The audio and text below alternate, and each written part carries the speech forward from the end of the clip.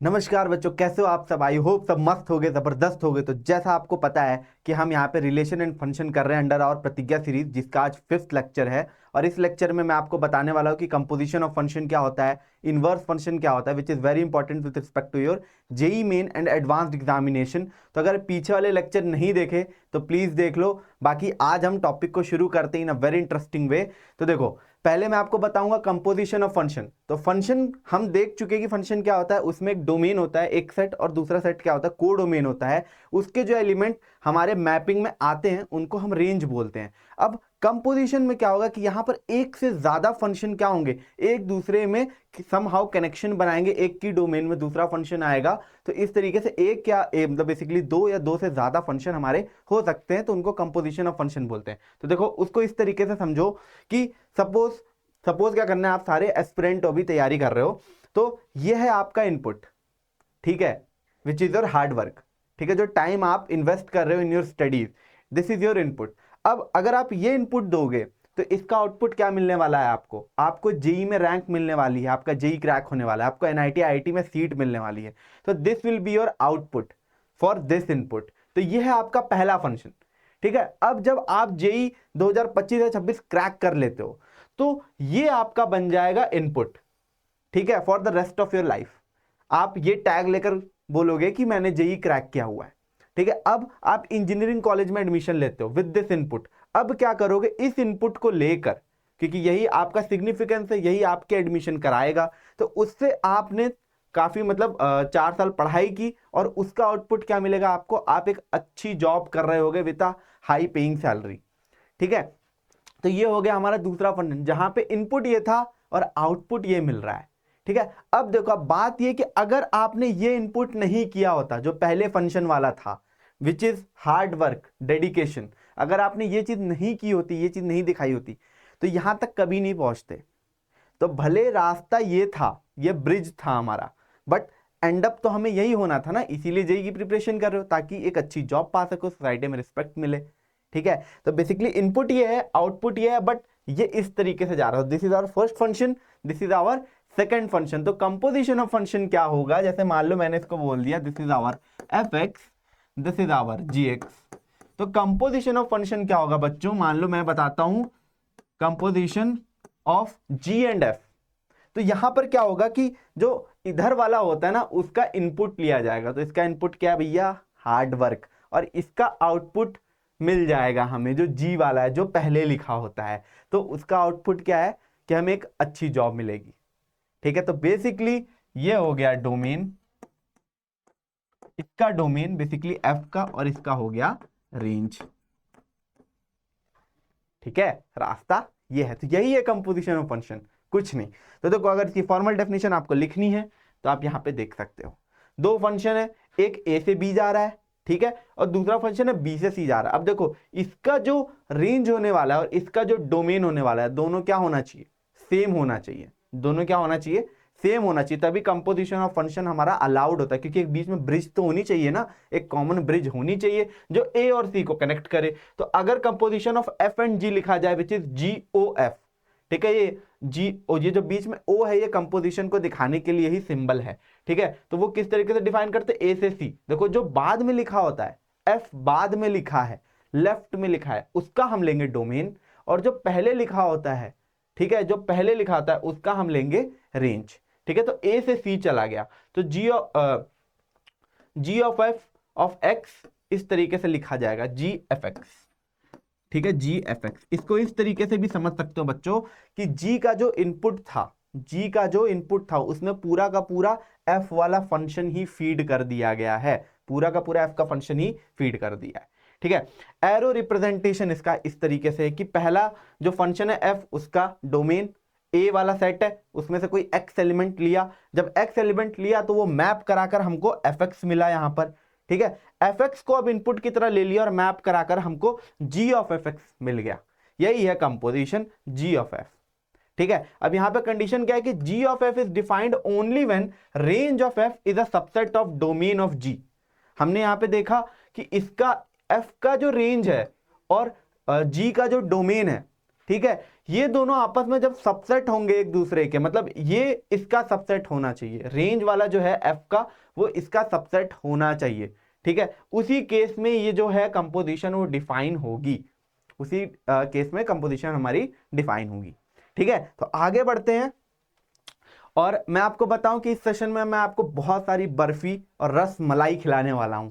अब ये बर्फी और रसमलाई क्या है, बस कुछ देर में ही देखने वाले हैं, तो अगर पेट भरना है, थोड़ा सा मुंह में लालच आ रहा है, पानी आ रहा है, तो मेरे साथ बने रहना। तो देखो कंपोजिशन की कुछ प्रॉपर्टीज को डिस्कस कर लेते हैं। तो पहली प्रॉपर्टी तो ये है कि जो कंपोजिशन ऑफ फंक्शन होता है वो कम्यूटेटिव नहीं होता है, माने कि एफ ऑफ जी अगर कर रहे हो आप तो it will not be equal to g of f, ठीक है, f of g is not equal to g of f. ये दोनों डिफरेंट चीज हो जाएंगी, क्योंकि यहां पे इसका डोमेन लिया जा रहा है, इसका रेंज, यहां पे इसका डोमेन, इसका रेंज। तो ये चीज आपको ध्यान में रखनी कि these two will be separate entities.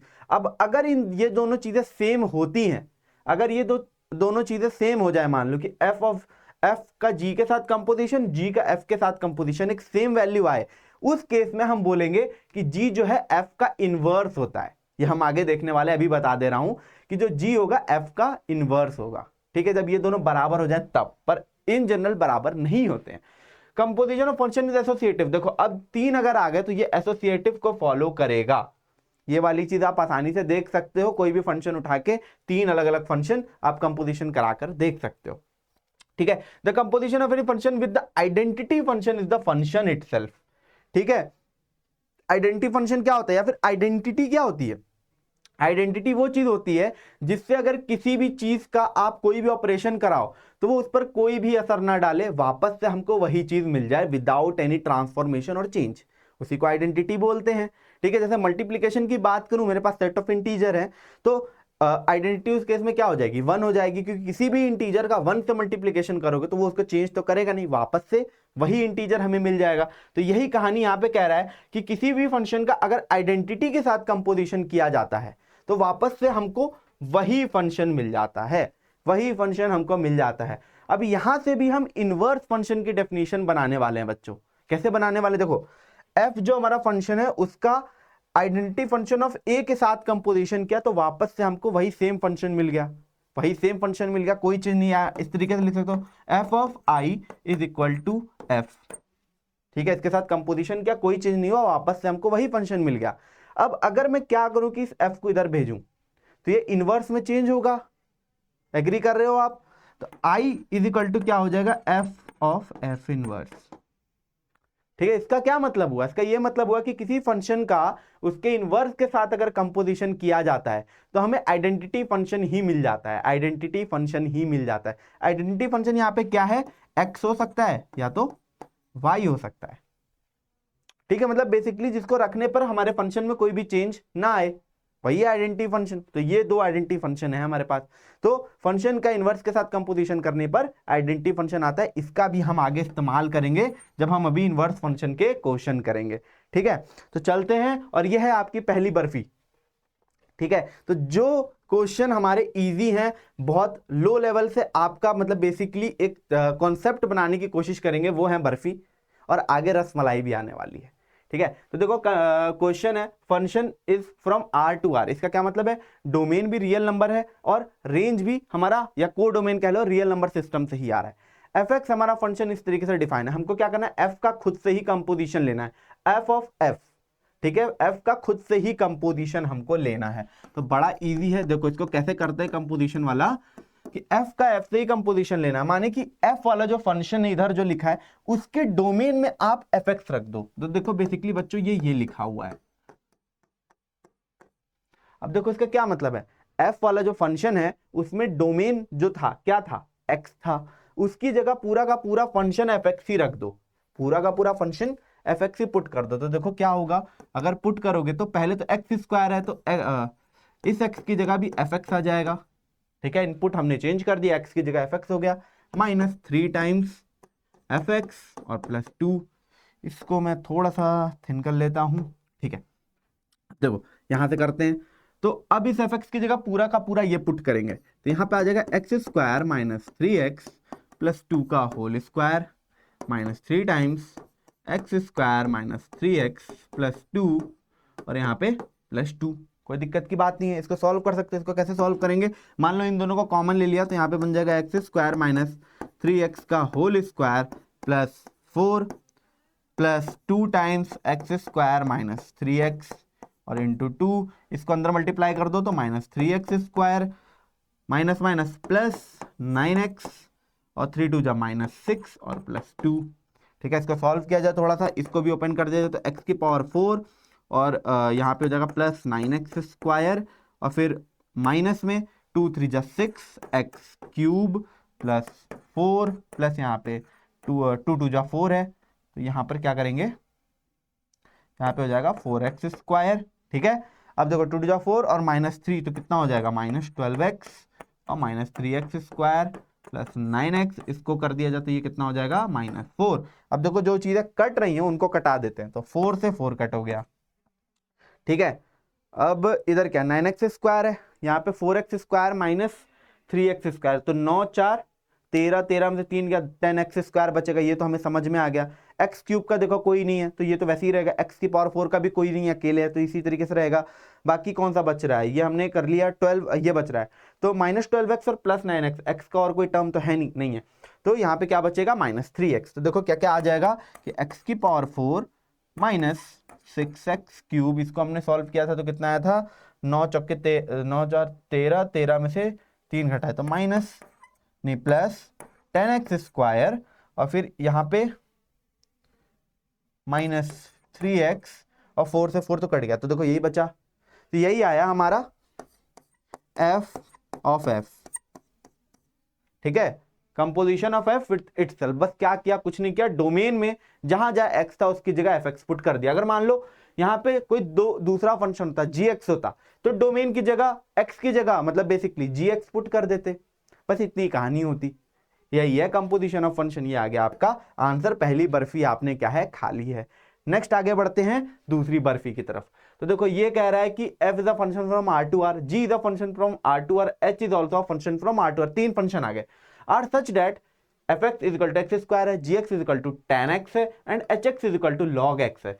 Then the value of composition of, देखो h का कंपोजिशन हो रहा है g और g का कंपोजिशन हो रहा है f के साथ, और x is equal to square root of pi by 4 पे क्या वैल्यू आएगी वो हमको पता करनी। तो पहले हम क्या करेंगे, पहले हम उस कंपोजिशन को फाइंड आउट करेंगे कि ये बन क्या रहा है, उसके बाद x की जगह हम square root of pi by 4 रख देंगे। तो देखो पहले क्या है g ऑफ f है, इधर से शुरू करो, पहले क्या करेंगे g ऑफ f हम करने वाले हैं।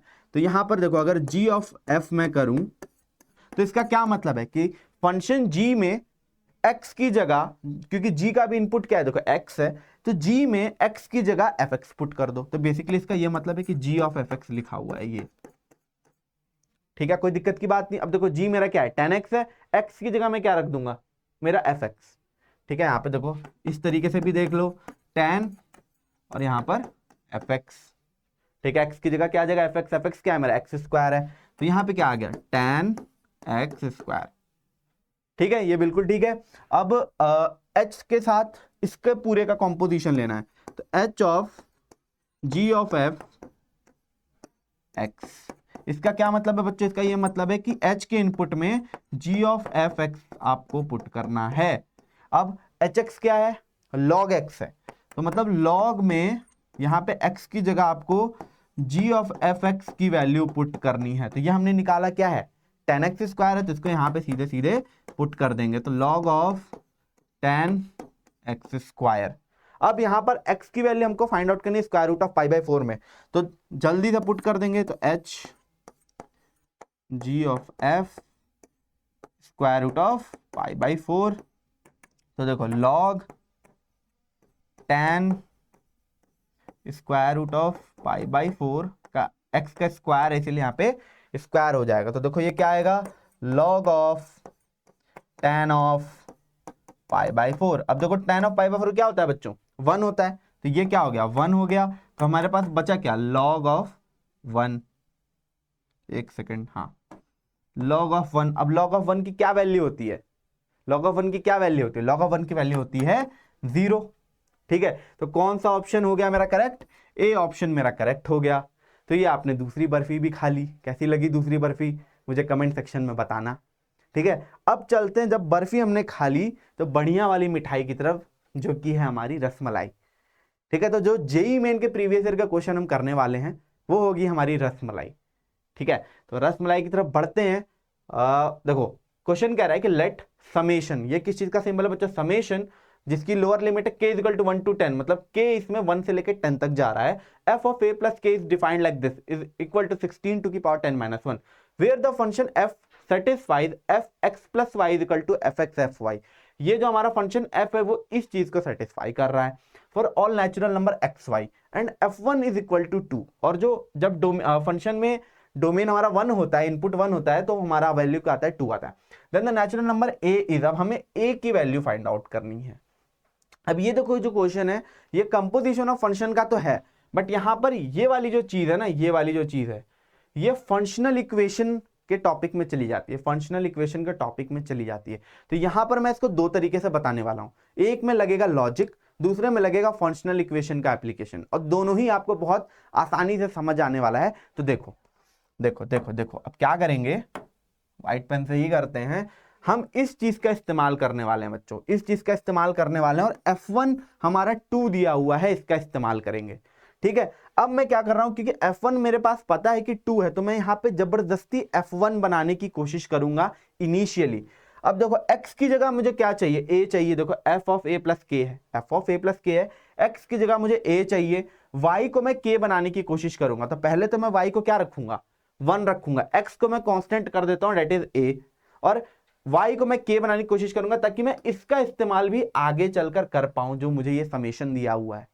ठीक है, तो क्या करेंगे, यहां पर मान लो मुझे वैल्यू फाइंड आउट करनी हो f ऑफ a प्लस 1 की, f ऑफ a प्लस 1 की, तो इसके अकॉर्डिंग क्या हो जाएगा, ये हो जाएगा f ऑफ a और f ऑफ 1। ठीक है, अब f ऑफ 1 मेरे पास क्या है, 2 है, तो 2 ऑफ f हो जाएगा। ठीक है, अब मान लो मुझे f of a plus 2 find out करना होता, तो मैं क्या करूंगा, इसको f ऑफ a प्लस 1 और प्लस 1 लिख सकता हूं, इस a प्लस 2 को ब्रेक कर दिया। अब इसको जब करोगे इस प्रॉपर्टी का इस्तेमाल करके, तो ये हो जाएगा f ऑफ a प्लस 1 और f ऑफ 1। ठीक है, बस ये जो चीज दी हुई है उसका इस्तेमाल कर रहा हूं, पहला ये था x और ये हो गया y। ठीक है, अब मुझे f ऑफ a प्लस 1 की भी वैल्यू पता है 2 टाइम्स f a, और f1 की भी वैल्यू पता है 2, तो यहां पे क्या आ जाएगा, 2 का स्क्वायर f a। ठीक है, अगर आप a प्लस 3 करोगे तो यहां पे सेम यही प्रोसीजर लगाओगे कि a प्लस 2 और प्लस 1, तो यहां पे हो जाएगा f ऑफ a प्लस 2 और f of 1। f of a plus 2 हमको पता है और ये भी हमको पता है, तो 2 की क्यूब f a हो जाएगी।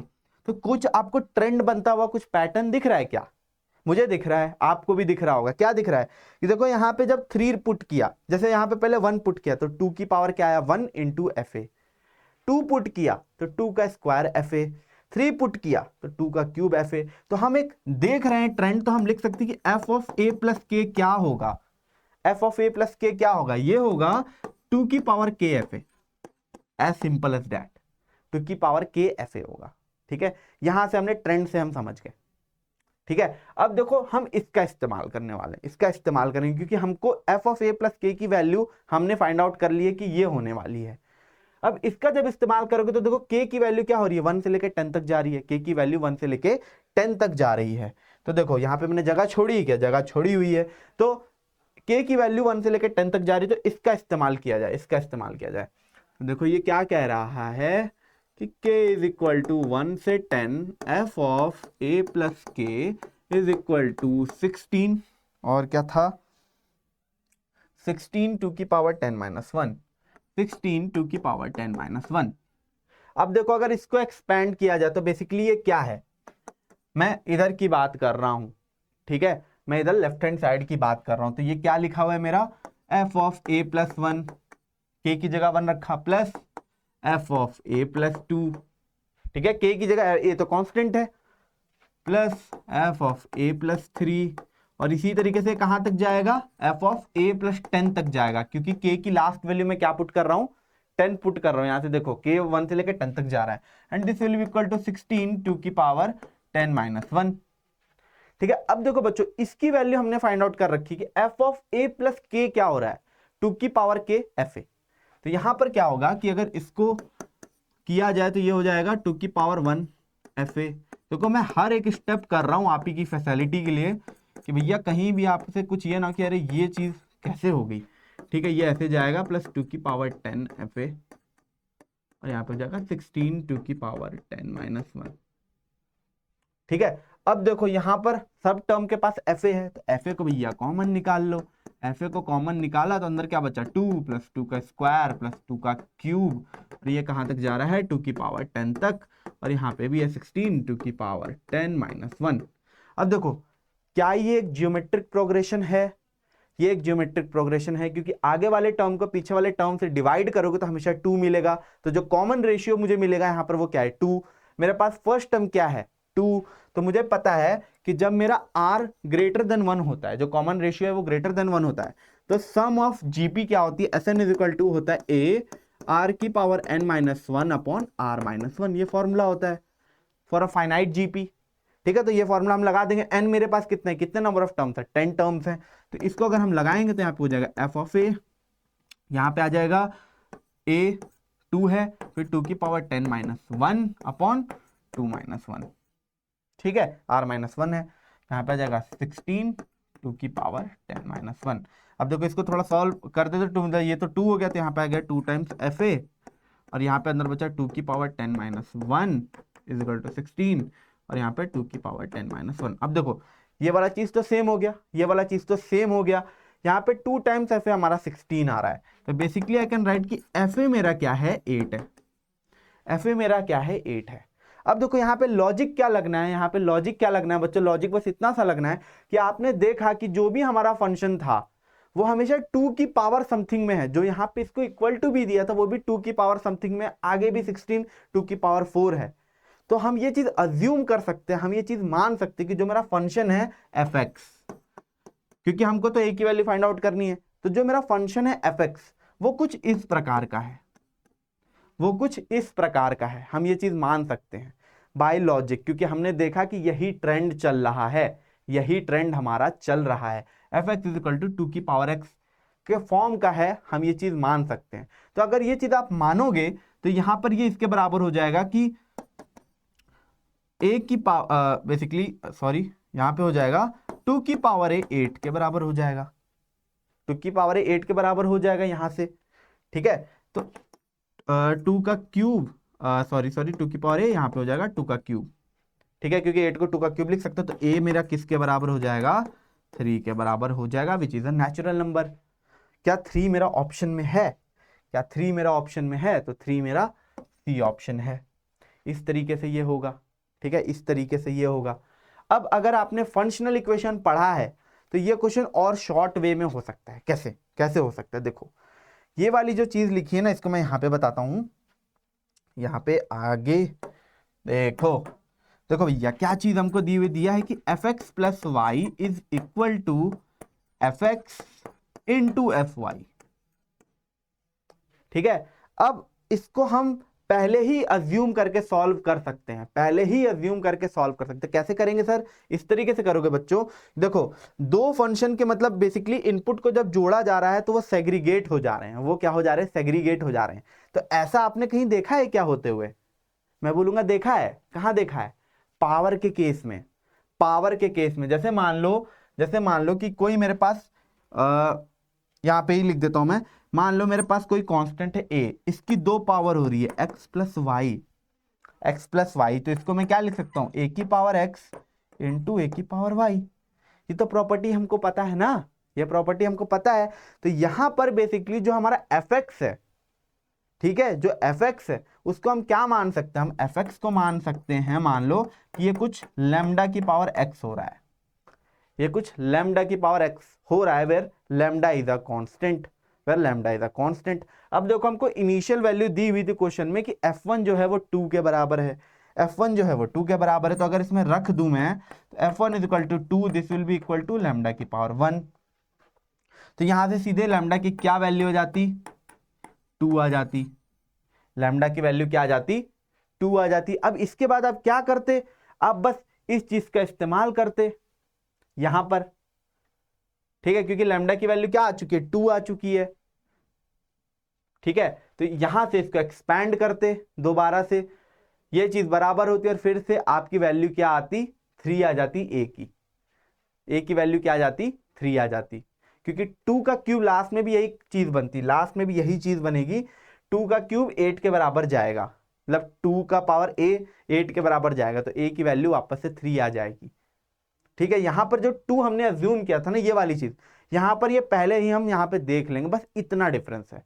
तो जो दूसरा वाला मेथड है इसको करके, तो देखो जो हमारा फंक्शन बन जाएगा एफ एक्स, वो कुछ 2 की पावर x, यहां से आप देख सकते हो कि इस फॉर्म का बनेगा। अब इसी का इस्तेमाल करके आपको क्वेश्चन को सॉल्व करना है। तो दूसरे तरीके से आप क्वेश्चन सॉल्व करोगे, अगर दिक्कत होगी तो कमेंट सेक्शन में मुझे बताना। हम चलते हैं अपने दूसरे रसमलाई की तरफ। ठीक है, ये बड़ा शानदार क्वेश्चन है कंपोजिशन का, देखो बहुत ही आई विल से कि खतरनाक सा फंक्शन दिखाई दे रहा है, और इसमें देखो 3 बार कंपोजिशन किया है एफ का, फिर यहां पर 2 बार किया है, इसको माना है एक जीएक्स फंक्शन, और फिर बोला है कि जीवन की वैल्यू बताओ, मतलब ग्रेटेस्ट इंटीजर लगाकर, वो भी कि जीवन की क्या वैल्यू होगी। ठीक है, अब देखो इस क्वेश्चन को 2 तरीके से आदमी अप्रोच करेगा, इवन मैंने खुद भी किया था कि जब फर्स्ट टाइम आप इस क्वेश्चन को अप्रोच करोगे तो एफ एक्स तो आपको दिखाई दे रहा है। अब मैंने आपको बताया कि एफ ऑफ एफ एक्स क्या होता है, एफ ऑफ एफ एक्स क्या होता है। आप बोलोगे सर कि फंक्शन एफ में एक्स की जगह एफ एक्स पुट कर दो, एक्स की जगह एफ एक्स पुट कर दो, तो आप क्या करने लगो कि ये देखो ये जो फंक्शन है मेरा, अब इस x की जगह, अब इस x की जगह जो ऊपर दिखाई दे रहा है, आप पूरा का पूरा फंक्शन फिर से लिखने लगोगे, पूरा का पूरा फंक्शन यहां पे आपने 2 + x की पावर 25 और 1 की पावर 50, और इस पूरे की जगह क्या आ जाएगा 25/2, इस तरीके से लिखोगे। और अभी थर्ड बार भी लेना है, तो आपको पता है कि कितना भयानक हो जाएगा अगर इस तरीके से सॉल्व करोगे। आंसर आने की संभावना है इस तरीके से भी, पर टाइम कितना कंज्यूम होने वाला और हमारा लेंथ कितना खिंच जाएगा क्वेश्चन का। तो पहले क्या करेंगे, जब इस तरीके का क्वेश्चन दिखे आपको, तो आप पहले ही इसे रिजॉल्व करने की कोशिश करो, सीधे अटैक मत कर दो कि भैया सॉल्व करके ही मानूंगा। तो इसको पहले रिजॉल्व करने की कोशिश करो। देखो ये रिजॉल्व कैसे होगा कि जो मेरा फंक्शन है एफ एक्स, ये तो यहाँ पे आपको दिखाई दे रहा है। अब मान लो मैं यहाँ से 2 कॉमन लूं, ठीक है, एलसीएम लिया मैंने 2 - x की पावर 25, ये 2 से 2 कट जाएगा, तो हमें क्या मिलेगा, हमें मिलेगा 2 - x की पावर 25, ठीक है, यहाँ पे मिलेगा 2 + x की पावर 25, और इस पूरे का क्या है 1/50। अब आपको ये कुछ दिख रहा है क्या, कुछ दिख रहा है, a - b a + b, तो क्या हो जाएगा ये 4 - x की पावर 50 की होल पावर 150। ठीक है, कोई दिक्कत, अभी तक कोई दिक्कत नहीं होगी। तो ये हमारा एफ एक्स थोड़ा सा रिजॉल्व हो गया है। अब मैं क्या करूंगा, मैं F of F x find out करने की कोशिश करूंगा, F of F x find out करने की कोशिश करूंगा। तो एक्स की जगह क्या पुट कर दूंगा, ये पूरा का पूरा फंक्शन ही पुट कर दूंगा। देखो 4 माइनस इस एक्स की जगह ये पूरा फंक्शन 4 - x की पावर 50/1 की पावर 50, ये तो मैंने फंक्शन पुट कर दिया। ठीक है, अब इसकी भी पावर 50 हो रही है तो वो पुट कर दिया, और होल की पावर 150 है वो पुट कर दिया। ठीक है, अब देखो क्या होगा, ये 50 से ये 50 कट जाएगा। ठीक है, तो ये जब ओपन होगा तो यहां पे आपको मिलेगा कि 4 माइनस, देखो 4 - 4 प्लस x की पावर 50/1 की पावर 50। ठीक है, अब देखिए 4 से 4 भी कट गया, x की पावर 50 और 1/50 ये भी कट गया, तो हमारे पास क्या मिला, हमें x मिला। तो ये देखो हाँ ठीक है, एफ ऑफ एफ एक्स मुझे देखो कितना प्यारा सा मिल गया x, ये मुझे क्या मिल गया, x मिल गया। तो इजी हुआ कैलकुलेशन। अब एफ ऑफ, मतलब फिर से अगर कंपोजिशन ले लें, अगर मैं फिर से कंपोजिशन ले लूं तो क्या करूंगा, इस x की जगह सीधे सीधे पूरा फंक्शन पुट कर दूंगा, विच इज 4 - x की पावर 50 का होल पावर 1/50। यही तो है, बस इतनी कहानी है। अब इसको इसमें जोड़ना है, और वही हमारा क्या हो जाएगा, gx हो जाएगा। तो देखो मेरा gx क्या हो जाएगा, मेरा gx क्या हो जाएगा, gx will be equal to, पहले तो ये आ गया, पूरा का पूरा फंक्शन मेरा यही था ना, सही लिखा हूं ना, मैं सही लिखा हूं, तो पहले तो ये 3 वाला कंपोजिशन आ गया था 4 माइनस एक्स की पावर 50 की पावर 1/50 प्लस एक्स। बस इतना ही है।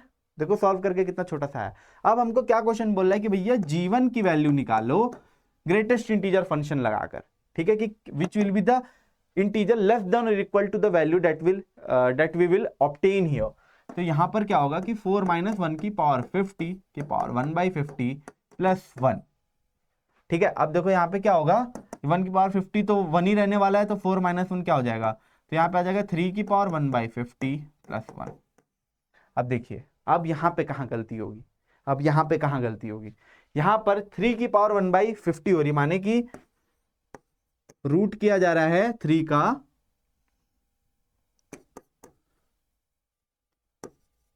अरे ये वाला 1/50 पावर जा रही है। तो बहुत बार ऐसा होगा, मतलब बाय मिस्टेक क्या करोगे आप कि इस वैल्यू को 3 की पावर 1/50 को आप ऐसा लिख सकते हो कि ये 0 से बड़ी है और 1 से छोटी है, क्योंकि 50 टाइम्स मतलब 1/50 हो रहा है, इसका पावर बहुत कम वैल्यू होगी, तो आप ऐसा सोच के लिख सकते हो कि 0 से 1 के बीच में चली जाएगी। बट ये 0 से 1 के बीच में नहीं जाएगी, इसका आपको ध्यान में रखना है कि 3 की पावर 1/50 जो है वो 1 से बड़ी होगी और 2 से छोटी होगी, 1 से बड़ी होगी और 2 से छोटी होगी। तो उस केस में ये जो वैल्यू है 1 और 2 से मतलब 1 और 2 के बीच में आ गई, तो अब 1 से 2 के बीच की वैल्यू में 1 जुड़ेगा तो क्या होगा, ये पूरी की पूरी जो वैल्यू है वो 2 से लेके 3 के बीच में हो जाएगी। अग्री, 2 से लेके 3 के बीच में हो जाएगी। अब ग्रेटेस्ट इंटीजर फंक्शन लगाए तो 2 से लेके 3 के बीच में है, तो वो ग्रेटेस्ट इंटीजर लेस देन और इक्वल टू दिस वैल्यू क्या देगा, 2 दे देगा। तो जो हमारा आंसर है इस क्वेश्चन का वो क्या होगा, 2 होगा। तो यहां पर हम क्या पुट करेंगे, न्यूमेरिकल वैल्यू 2 पुट करेंगे। ठीक है, गलती में 1 लिख सकते हो, ये चीज का आपको ध्यान रखना है। ठीक है, अब हम बढ़ते हैं हमारे इन्वर्टिबल फंक्शन की तरफ, which is the last topic और फंक्शन। अब देखो इन्वर्टिबल क्या होता है, हमने देखा कि फंक्शन जो है वो डोमेन को रेंज से मैपिंग करता है। मैंने आपको इस तरीके से उसको समझाया था कि वो एक मशीन है जिसमें एक बटन दबाने पर हमको एक ही प्रोडक्ट मिल रहा है, डेट इज चाय। ठीक है, अब इनवर्स फंक्शन क्या करेगा, इनवर्स फंक्शन उस प्रोसेस को रिवर्स करने की कोशिश करेगा। माने कि चाय से वापस से मतलब बेसिकली आपको कुछ नहीं मिल रहा है, ठीक है, या फिर इस तरीके से कह सकते हो कि आपके पास पैसा था, आपने कोई सामान खरीदा, फिर उस सामान से वापस से पैसा मिल गया या बन गया, इसी को बोलते हैं इनवर्स फंक्शन।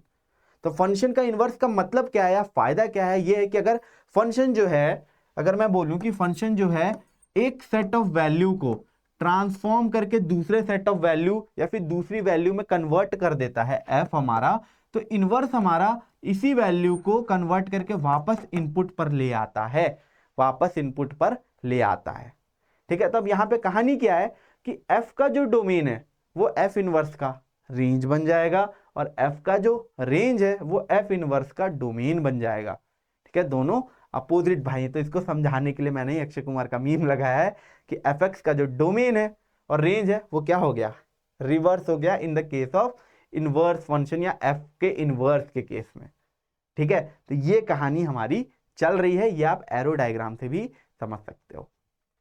ठीक है, अब उसकी जो बोरिंग सी डेफिनेशन है वो यहाँ पे लिखी है, बट ये भी हमारे काम में आती है, जो मैंने अभी पीछे भी आपको बताया कि जैसे देखो इसको कैसे समझिए कि मान लो कोई फंक्शन है एफ एक्स और कोई दूसरा फंक्शन है जी एक्स, कोई दूसरा फंक्शन है जी एक्स। अब इस इनवर्स वाली डेफिनेशन को हम कंपोजिशन के रिस्पेक्ट में कैसे समझें, तो एक फंक्शन एफ एक्स, दूसरा फंक्शन है जी एक्स। अब हम जी एक्स को एफ एक्स का इनवर्स तब बोलेंगे, हम gx को fx का इनवर्स तब बोलेंगे जब f और g का कंपोजिशन कराया जाए, जब f और g का कंपोजिशन कराया जाए तो हमको क्या मिल जाए, आइडेंटिटी फंक्शन मिल जाए, हमको आइडेंटिटी फंक्शन मिल जाए।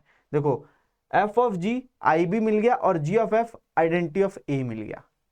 ठीक है, यहाँ पे मतलब आइडेंटिटी का क्या मतलब, या तो x मिल गया सिंपली या तो y मिल गया। ठीक है, बस इतनी सी मतलब है। तो इनवर्स क्या करता है, हमारे फंक्शन को काट देता है और वापस से जो हमारा इनपुट होता है, सिंपली जो हमारा इनपुट हो रहा होता है x, वो हमको वापस में ये प्रोवाइड कर देता है। तो यही है इनवर्स फंक्शन की कहानी और ये उनके वो हैं। अब तरीका क्या है इनवर्स निकालने का, तो देखो इनवर्स निकालने का तरीका बहुत ही सिंपल और स्ट्रेट है। अगर हमारा function y equal to f x लिखा हुआ है तो आपको कुछ नहीं करना है, आपको x को y से रिप्लेस कर देना है, मतलब y को इधर लेगा और x को इधर ले आए। अब क्या करेंगे, वहां से y की वैल्यू फाइंड आउट करने की कोशिश करेंगे, यही हमारा f ऑफ इनवर्स x हो जाएगा, f इनवर्स x हो जाएगा। ठीक है, यही हमारा रिक्वायर्ड f इनवर्स x हो जाएगा। तो ये एग्जांपल से समझिए, बहुत ईजी है, कोई दिक्कत की बात नहीं है। तो चलते हैं हम अपने थर्ड बर्फी की तरफ, third barfi of the day. तो क्वेश्चन कह रहा है कि let r plus be the set of all positive real number. r plus का मतलब समझ में आ रहा होगा, लिखा भी है पॉजिटिव रियल नंबर, निगेटिव नहीं आ रहे हैं यहाँ पे, जीरो भी नहीं आ रहा है यहाँ पे, पॉजिटिव है खाली। ठीक है, zero is not a positive number neither a negative number. Let f is a function from r plus to 4 to infinity. मतलब देखो डोमेन क्या है, पॉजिटिव रियल नंबर, रेंज क्या है 4 से लेके इन्फिनिटी तक। F x is equal to x square plus 4 है, हमको शो करना है कि एफ इन्वर्टिबल है। पहले तो हमको शो करना है एफ इन्वर्टिबल है, फिर हमको इनवर्स फाइंड आउट करना है कि होगा क्या। ठीक है, अब देखो ये बड़ी इंटरेस्टिंग चीज है कि show that F is invertible. अगर आप ये क्वेश्चन मतलब लिख रहे हो अच्छे से कॉपी पेन लेके, तो इसको ध्यान से लिखना वर्ड बाय वर्ड, क्योंकि ऐसा क्वेश्चन बोर्ड्स में आता है। और इससे हम तरीका भी सीख जाएंगे कि इन्वर्टिबल मतलब क्या हुआ, एफ इनवर्स कैसे निकालते हैं। तो देखो किसी फंक्शन को हम इन्वर्टिबल तब बोलते हैं, ये मैंने लास्ट क्लास में बताया था कि किसी फंक्शन को हम इन्वर्टिबल तभी बोलते हैं जब वो क्या होता है, एक बाइजेक्टिव फंक्शन होता है। वो क्या होता है, एक बाइजेक्टिव फंक्शन होता है। अब बाइजेक्टिव फंक्शन का क्या मतलब हुआ सर, ये मतलब हुआ कि जो हमारा फंक्शन है वो 1 1 होना चाहिए और ऑन टू भी होना चाहिए। ठीक है, मैं देख लो भैया जगह मैंने नहीं लगाई ना, तो हमको इतने में ही करना है क्वेश्चन। तो 1 1 और ऑन टू होना चाहिए, बाइजेक्टिव फंक्शन होना चाहिए, तभी हम उसको इन्वर्टिबल बोलेंगे। तो ये कह रहा है कि शो करो कि एफ इन्वर्टिबल है। तो हमको कह रहा है बेसिकली कि बताइए कि जो एफ दिया हुआ है ना वो 1 1 भी है, वो ऑन टू भी है। अगर ये दोनों चीजें होंगी तभी उसका इन्वर्स एग्जिस्ट करने वाला है। इन्वर्स एग्जिस्ट कर रहा है। अब अगर इन्वर्टिबल मतलब बेसिकली बाइजेक्टिव हो गया तो आप इन्वर्स को निकालिए, आप इन्वर्स को निकालिए। ठीक है, अब मैं थोड़ा सा यहाँ पे ये बता दूं, 1 मिनट बताऊंगा कि ये कंडीशन है क्यों बाइजेक्टिव वाली। देखो ए से बी, अब देखो 1 1 का क्या मतलब होता है कि हर एक इनपुट की वैल्यू या फिर हर एक इनपुट का एक अलग यूनिक एलिमेंट के साथ मैपिंग है। अलग एलिमेंट के साथ मैपिंग, या फिर इस तरीके से कह लो कि इस सेट में से सिर्फ एक ही तीर निकल रहा है इस सेट के लिए। मतलब हर एक बंदा एक अलग आदमी को तीर मार रहा है, हर एक बंदा एक अलग आदमी को तीर मार रहा है। ऐसा नहीं हुआ कि 2 बंदे एक ही आदमी को तीर मार रहे हैं, यही वाली चीज नहीं होगी। सिर्फ एक एक कैसे दिखेगा, डेट इज 1 1। ऑन टू क्या होता है, ऑन टू होता है कि यहां से जितने तीर चले वो सारे के सारे जितने लोग थे इधर सबको हिट कर दिए। मतलब इधर जितने लोग सैनिक कह लो या दुश्मन खड़े थे सबको तीर लगे, कोई भी एक ऐसा व्यक्ति नहीं बचा जिसको तीर ना लगा हो। ठीक है, बेसिकली मतलब हर एक एलिमेंट का एक प्री इमेज एग्जिस्ट कर रहा है इन द डोमेन सेट। अब ये 1 1 क्यों होना चाहिए, 1 1 इसलिए होना चाहिए कि अगर हम रिवर्स आ रहे हैं, देखो अगर मान लो इसको तीर ना लगा होता इधर, अब हम रिवर्स आ रहे हैं तो डोमेन ये हो गया, डोमेन ये हो गया। अगर हम इनवर्स की बात करें ये वाला सेट डोमेन हो गया, तो इस वाले एलिमेंट की तो बच्चों किसी से मैपिंग ही नहीं हुई होगी ना, किसी से मैपिंग ही नहीं हुई होगी, तो भैया ये तो तीर चला ही नहीं रहा है। पर यहाँ पे फंक्शन की प्रॉपर्टी यही है कि हर एक जो मेरा डोमेन है वो तीर चलाना चाहिए, उसका किसी ना किसी से मैपिंग होना चाहिए। तो अगर ये डोमेन बन गया तो इसके भी हर एक एलिमेंट की मैपिंग होनी चाहिए। वो कब होगी, जब ये ऑन टू होगा। ठीक है, पहले तो इधर सबसे मैपिंग होगी, प्लस 1 1 भी होना चाहिए दोनों तरफ से, कि इधर से भी एक ही तीर चले इधर से भी एक ही तीर चले। इसलिए यहाँ पे बाइजेक्टिव फंक्शन का चीज आता है, ऑन टू और 1 1। ठीक है, आई होप समझ में आ गया होगा। तो क्वेश्चन पे जाते हैं। तो क्वेश्चन में देखो बाइजेक्टिव हमें पहले प्रूफ करना है, तो हम पहले क्या करेंगे, हम करेंगे 1 1, हम करते हैं 1 1। ठीक है, तो 1 1 के लिए मैंने बताया था क्या करेंगे, हम मान लेंगे कि दो हमारे output for 2 different input same है। मतलब 2 डिफरेंट इनपुट हमारे x1 x2, उनके लिए जो आउटपुट आ रहा है वो सेम है। माने कि ये है x1, ये है x2, ये 2 इनपुट है और इनका जो आउटपुट है fx1 fx2 वो दोनों सेम आ रहा है। ये चीज यहाँ पर लिखी हुई है। माने कि 1 1 को ये सेटिस्फाई नहीं कर रहा है, ऐसा मान लिए। तो अब देखो इसको करेंगे अगर, तो यहाँ पर रख देते हैं, तो x1 square plus 4 is equal to x2 square plus 4, 4 से 4 कट गया, यहाँ पे आ गया x1 square minus x2 square is equal to 0। तो यहाँ से क्या आ गया x1 प्लस x2 और x1 minus x2 is equal to 0। अब देखो यहाँ पे हमें दिया है कि जो मेरा डोमेन है वो पॉजिटिव रियल नंबर है, तो x1 भी एक पॉजिटिव रियल नंबर है, x2 भी एक पॉजिटिव रियल नंबर है। तो जब दो पॉजिटिव रियल नंबर को जोड़ा जाएगा तो क्या कभी वो जीरो होंगे? वो कभी जीरो नहीं होंगे। तो ये तो कभी जीरो होगा ही नहीं, नेवर जीरो। ये वाला जीरो हो सकता है, ये वाला जीरो हो सकता है। ये कब जीरो होगा? ये तब जीरो होगा जब x1 जो है x2 के बराबर हो। x1 जो है x2 के बराबर हो। तो यहां से क्या प्रूफ हुआ? यहां से ये प्रूफ हुआ कि हम दो अलग इनपुट के लिए आउटपुट को सेम कर रहे थे। तो ये लास्ट में आ गया कि दोनों इनपुट ही सेम है, दोनों इनपुट ही सेम है। माने कि हर एक वैल्यू का एक अलग यूनिक एलिमेंट के साथ मैपिंग है। यहाँ पे दो अलग अलग इनपुट का एक ही एलिमेंट के साथ मैपिंग नहीं है। ये चीज हमने प्रूफ कर दिया, मतलब बेसिकली f इज 1 1, ये हमने प्रूफ कर दिया। ठीक है, देयरफॉर। ठीक है, अब आते हैं ऑन टू पे, अब आते हैं ऑन टू पे। तो भैया आ गए ऑन टू पे। तो ऑन टू करने के लिए मैंने क्या बताया था? ऑन टू बेसिकली आपको बताना है कि जो मेरा यहाँ पे कोडोमेन का सेट दिया है और जो रेंज आ रहा है वो दोनों क्या होने चाहिए? एक दूसरे के बराबर होने चाहिए, तभी जो हमारा फंक्शन है वो ऑन टू होता है। तो बेसिकली y कौन कौन सी वैल्यूज को ले सकता है, अगर हम ये फाइंड आउट कर लें और वो ये गिवन कोडोमेन के बराबर हो जाए तो हमारा काम क्या हो जाता है? डन हो जाता है। तो हमें पता है y इज इक्वल टू क्या है, sorry, y is equal to x square plus 4। ठीक है, अब x is equal to something करने की कोशिश करो तो यहाँ पे हो जाएगा x square is equal to y minus 4। तो यहाँ से हमको मिल जाएगा x is equal to plus minus square root of y minus 4। ठीक है, अब x हमारा पॉजिटिव है, पॉजिटिव रियल नंबर है, तो नेगेटिव वाला तो कैसे ही हटा देंगे। तो यहाँ पे सिर्फ एक ही सिनारियो बचेगा कि x हमारा क्या है, मतलब ये जो ये वाला है ये खाली y माइनस 4 हो जाएगा। ठीक है, अब देखो हमको y की वैल्यूज फाइंड आउट करनी कि y कौन कौन सी वैल्यूज को ले सकता है। तो ये स्क्वायर रूट के अंदर लिखा हुआ है, तो हमें पता है कि स्क्वायर रूट के जो अंदर वाली चीज होती है वो क्या होनी चाहिए? ग्रेटर देन इक्वल टू 0 होनी चाहिए। तो यहां से हमको मिल गया कि जो हमारा y है वो ग्रेटर देन इक्वल टू 4 होना चाहिए। तो जो इंटरवल हमें मिला वो क्या मिला कि y belongs to close interval 4 to infinity. ठीक है, एक तरफ क्लोज है, इधर ओपन है। तो क्या ये मेरे कोडोमेन के बराबर आ रहा है? तो आप देखोगे बिल्कुल बराबर आ रहा है। देखो ये उल्टी तरफ लगाया हुआ है स्क्वायर ब्रैकेट, इंक्लूडेड नहीं है, ये एक्सक्लूडेड के लिए ही बनाते हैं। ठीक है, ये कुछ इस तरीके से लिखा हुआ है। ठीक है, ये लिखो चाहे ये लिखा हो, बात सेम होती है। ठीक है, तो 4 इंक्लूडेड है, इन्फिनिटी को इंक्लूड कर ही नहीं सकते, पता ही नहीं इन्फिनिटी है क्या। तो ये दोनों बराबर आ गए। तो क्या ये ऑन टू हो गया? तो बोलोगे यस, ये ऑन टू हो गया, ये ऑन टू हमारा हो गया। अब जब 1 1 भी हो गया, ऑन टू भी हो गया, माने बाइजेक्टिव हो गया, तो माने f इन्वर्टिबल है, ये हमने प्रूफ कर दिया। अब हमको निकालना है f इनवर्स, अब हमको निकालना है f इनवर्स। तो बड़ा इजी है ये भी, तो एक तरीके से निकाल ही चुके हैं, बट फिर से निकाल देते हैं, कोई दिक्कत नहीं है।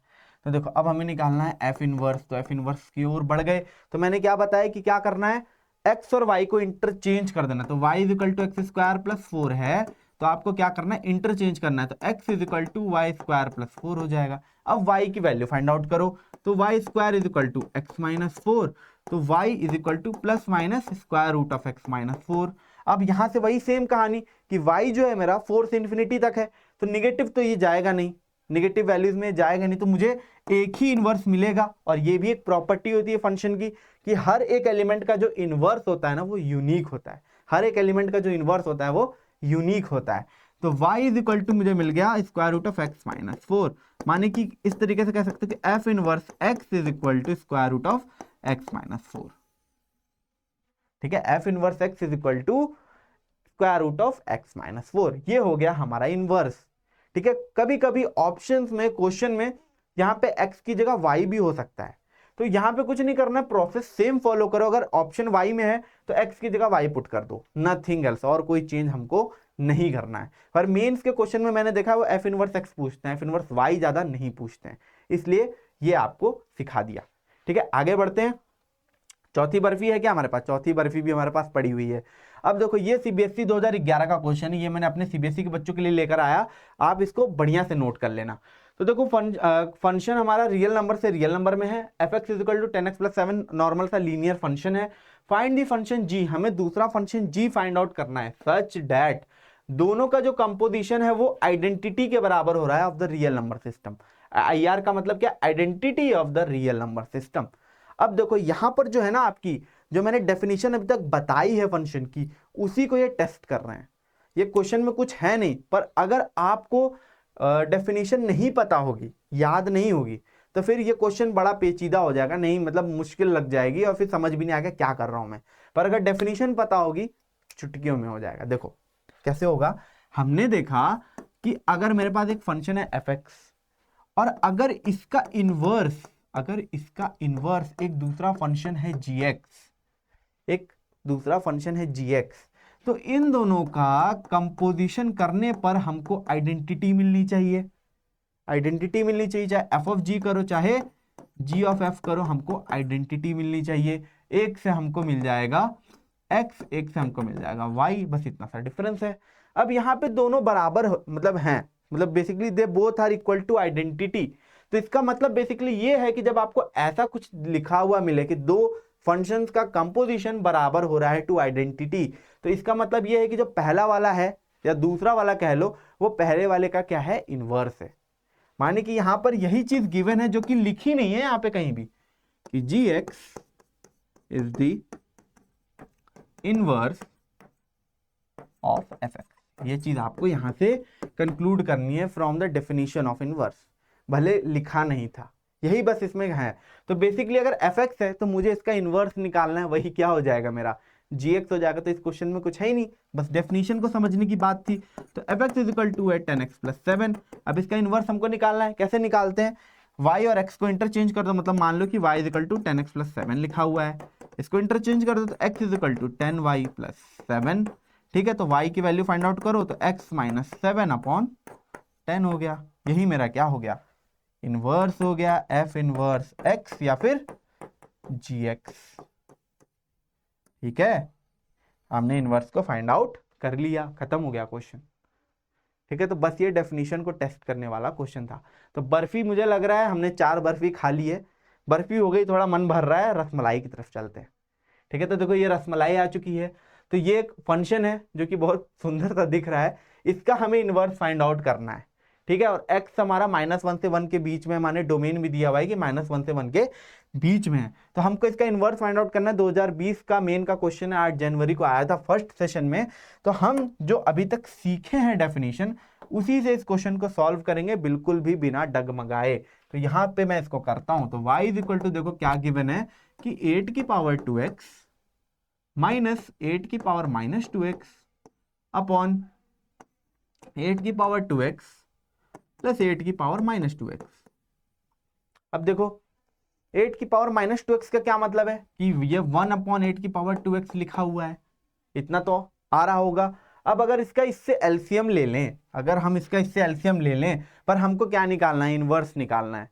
ठीक है, तो पहले भी सॉल्व कर सकते हो या फिर पहले ही इंटरचेंज कर सकते हो, कोई दिक्कत की बात नहीं। तो चलो पहले इंटरचेंज कर देता हूं, क्योंकि पहले स्टेप मैंने वही बताया था कि पहले क्या करो, x और y को इंटरचेंज कर दो। तो ये हो गया, और 2y प्लस 8 की पावर -2y।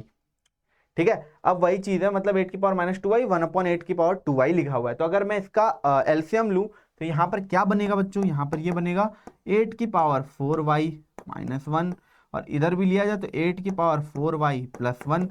अब 8 की पावर 2y और यहाँ पे भी 8 की पावर 2y, तो कट हो जाएगा, इतना तो कर लोगे। अब क्या करना है, हमको y की वैल्यू फाइंड आउट करनी है, वही हमारा क्या होगा, इनवर्स हो जाएगा। तो यहाँ पर इसको इधर लेकर आओ, तो x 8 की power 4y plus 1 is equal to 8 की पावर 4y -1। अरे ये ऊपर नहीं है भाई, ये नीचे है। क्या करता हूँ मैं, भी जगह छोड़ी है मैंने, जगह छोड़ी हुई तो ना, इसको सुंदर तरीके से यहीं पे कर लेते हैं। तो x 8 की power 4y plus 1 is equal to 8 की पावर 4y -1। अब देखो यहाँ पे क्या हो जाएगा, x की पावर 8, अरे x 8 की power 4y plus x is equal to 8 की पावर 4y -1। इसको इधर ले आओ, तो यहाँ पे 8 की पावर 4y मैंने कॉमन ले लिया, तो यहाँ पे क्या हो जाएगा, x -1, यहाँ पे क्या हो जाएगा, -1 माइनस x। तो 8 की पावर 4y किसके बराबर हो जाएगा, -1 माइनस x अपॉन x -1। अब यहाँ से ऊपर कॉमन लो माइनस, तो माइनस x प्लस 1 और नीचे से कॉमन लोगे तो माइनस 1 माइनस एक्स, माइनस से माइनस कट गया, ये चीज आ गई। तो 8 की power 4y is equal to 1 plus x upon 1 minus x. अब हमको y चाहिए, ये एक्सपोनेंट में बैठा हुआ है, क्या ले लेंगे, दोनों तरफ log ले लेंगे। तो यहाँ पे बच जाएगा 4y log of 8 to the base e, यहाँ पे log base e 1 plus x upon 1 minus x. अब क्या करेंगे, हमको y चाहिए तो 4 को भी इधर भेजेंगे, 1/4, इसको भी इधर भेजेंगे तो ये क्या हो जाएगा 1 upon log 8 to the base e, तो उल्टा कर देंगे, हम log की प्रॉपर्टी का इस्तेमाल करेंगे। तो यहाँ पे जो चीज़ हमको दिखेगी वो आएगी log e to the base 8, और यहाँ पे ये तो log का बेस ई ही रहेगा, इसमें कोई चेंज हमारा आने वाला है नहीं। तो ये हो गया, मुझे लग रहा है क्वेश्चन सॉल्व, ये हमने इन्वर्स को फाइंड आउट कर लिया। तो ठीक है, ध्यान देना, ऐसा कोई ऑप्शन है क्या, 1/4 log e to the base 8, ये ठीक है, यही मुझे लग रहा है। 1 माइनस 1 प्लस एक्स है हमारा, देखो ऊपर न्यूमरेटर में 1 प्लस एक्स है, तो ये हो गया, ये तो कट गया, ये कट गया, हमारा ऑप्शन सी जो है वो करेक्ट हो गया। ठीक है, तो देखा कितना आसान क्वेश्चन था, दिखने में बड़ा ही राक्षस जैसा था। ठीक है, ये है हमारी आज के सेशन के लास्ट रसमलाई। ठीक है, इसको सेवर करके करते हैं। क्वेश्चन हमें दिया हुआ है कि ABC belongs to natural number, fx हमारा ax माइनस 3 और gx हमारा x की पावर b प्लस c है, और f ऑफ g का इनवर्स हमको गिवन है, f ऑफ g का इनवर्स हमको गिवन है, हमको f of g ac plus g of f b की वैल्यू फाइंड आउट करनी है, न्यूमेरिकल वैल्यू क्वेश्चन है, 2023 में आया हुआ है लास्ट ईयर। ठीक है, अब देखो यहां पर क्या कहानी है कि हमको f ऑफ g चाहिए, हमको g ऑफ f चाहिए। अब देखो यहां से f of g of f दोनों हम आराम से निकाल लेंगे, बट फंक्शन में a लिखा हुआ है, b लिखा हुआ है, c लिखा हुआ है, जो कि हमारे डोमेन में भी जा रहा है, ac और b, उसकी वैल्यू हमें पता ही नहीं है, उसकी वैल्यू हमें पता ही नहीं, तो पहले हमको a b और c की वैल्यू फाइंड आउट करनी पड़ेगी, फिर क्वेश्चन में कुछ नहीं बचेगा, क्वेश्चन आराम से सॉल्व हो जाएगा। तो देखो यहां पर एक चीज जो ध्यान देने की है वो ये है, जो पॉइंट टू बी नोटेड, जो इस क्वेश्चन को खत्म कर देगा एकदम ही, हमको f ऑफ g का इनवर्स दिया हुआ है, f ऑफ g का इनवर्स दिया हुआ है हमको x माइनस 7 अपॉन 2 की पावर 1/3। अब ये बताइए आप कि अगर इसका मैं दोबारा इनवर्स ले लूं, इनवर्स का मैंने दोबारा इनवर्स ले लिया, एरो डायग्राम से भी समझो, इनवर्स का दोबारा से इनवर्स ले लिया, तो क्या मुझे सेम वही फंक्शन मिल जाएगा, मिलेगा ना भाई। f ऑफ g इनवर्स का अगर इनवर्स ले लो, इसका इनवर्स अगर निकालो तो मुझे क्या मिलेगा, f ऑफ g मिल जाएगा, है ना। ठीक है, ये तो प्रॉपर्टी होती है, मैं लिख के बताता, मतलब वही बोरिंग सा, यहां से आप समझ भी सकते हो ना, ये तो कॉमन की बात हो जाएगी कि इनवर्स का अगर दोबारा इनवर्स कर लिया जाए तो वापस जो ओरिजिनल फंक्शन होता है वही मिल जाएगा। तो f ऑफ g का इनवर्स अगर ले लिया जाए तो f ऑफ g मिल जाएगा। अब हम देखो यहां से f ऑफ g भी निकाल सकते हैं, अगर मैं f ऑफ g निकालने की कोशिश करूं तो that is equal to f of gx। ठीक है, तो बेसिकली x की जगह मुझे ये पुट करना है, तो a और x की पावर b प्लस c और माइनस 3, तो ये क्या हो जाएगा, ax की power b plus ac minus 3, ये हो गया मेरा f ऑफ g, ये हमको मिल गया। अब अगर मैं इसका इनवर्स निकाल दूं तो यहां से एक और f ऑफ g मिल जाएगा, दोनों को इक्वेट करके हम a b और c की वैल्यू कंपेयर करके फाइंड आउट कर सकते हैं, क्वेश्चन बड़ा आसान हो जाएगा। तो देखो अगर इस पूरे को मैं y मान लूं, इस पूरे को मैं y मान लूं, क्योंकि इनवर्स निकालने का तरीका मुझे क्या पता है कि y is equal to something होता है, तो हम उसमें y और x को इंटरचेंज कर देते हैं, है ना बच्चों, यही कहानी है। तो इसको इंटरचेंज कर दो तो x is equal to y minus 7 का पावर अपॉन 2 की पावर 1/3। अब दोनों तरफ क्यूब कर दो, तो x का cube is equal to y minus 7 upon 2, तो इसको सॉल्व करेंगे आप, तो यहां पर कहानी क्या बनेगी, 2x का क्यूब और plus 7 is equal to y, ये हमको मिल गया। तो ये जो मिला, ये मुझे क्या मिला, f ऑफ g ही तो मिला, f ऑफ g ही तो मिला, क्योंकि मैंने इसका इनवर्स निकाल दिया है। ठीक है, तो अब इसकी जगह मैं क्या इसकी जगह क्या करूंगा, इसको इसके बराबर कर दूंगा, तो 2x cube plus 7 is equal to ax की power b plus ac minus 3। ठीक है, अब इसको इस तरीके से बनाने की अगर मैं कोशिश करूं तो 2x का क्यूब 7 को क्या लिख सकता हूं, 10 माइनस 3, क्योंकि यहाँ पे 3 कांस्टेंट है, ax की power b plus ac minus 3।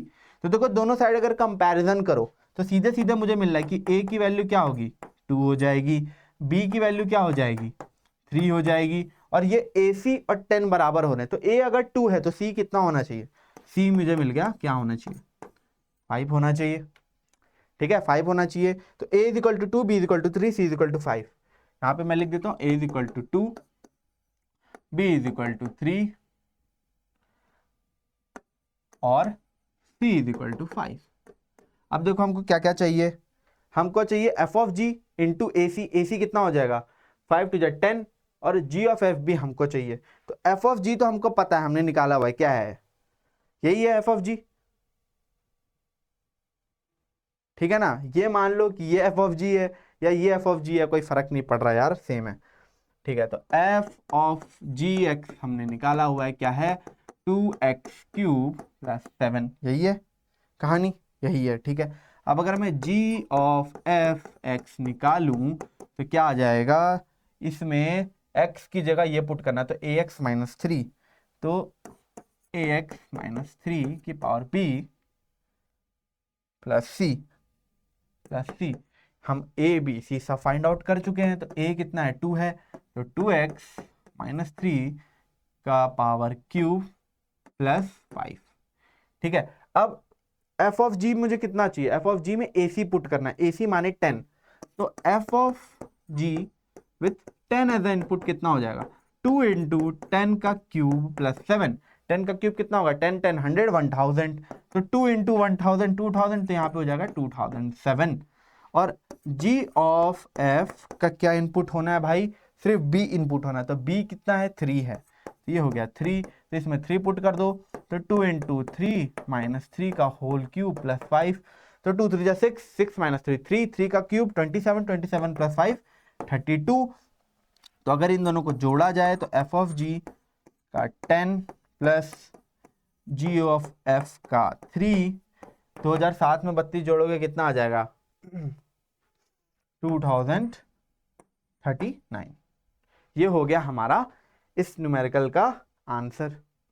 ठीक है, तो आई होप आपको कंपोजिशन ऑफ फंक्शन और इन्वर्टिबल फंक्शन बहुत अच्छे से समझ आया होगा। 5 लेक्चर लगे, रिलेशन एंड फंक्शन हमने 11th और 12th दोनों का खत्म कर दिया है। ठीक है, बाकी आपको क्या करना है कि आपको प्रैक्टिस क्वेश्चन करने हैं बहुत सारे इस टॉपिक के। हम टेलीग्राम चैनल पर आपको हैंड रिटन नोट्स और एक्स्ट्रा क्वेश्चंस मैं खुद लिखकर प्रोवाइड करा दूंगा, ये मेरा वादा है। तो हमारे टेलीग्राम चैनल से जुड़ जाइए। अगर फर्स्ट टाइम चैनल पे आए हो तो चैनल को सब्सक्राइब भी कर लो। बाकी कैसा लगा लेक्चर, समझ आया कि नहीं, कहाँ पे क्या कमी थी, क्या अच्छा लगा, वो हमें कमेंट सेक्शन में ज़रूर से बताओ। पिछले भी जो हमारे वीडियोज़ हैं उनको देखो और काम पे लग जाओ। All the best.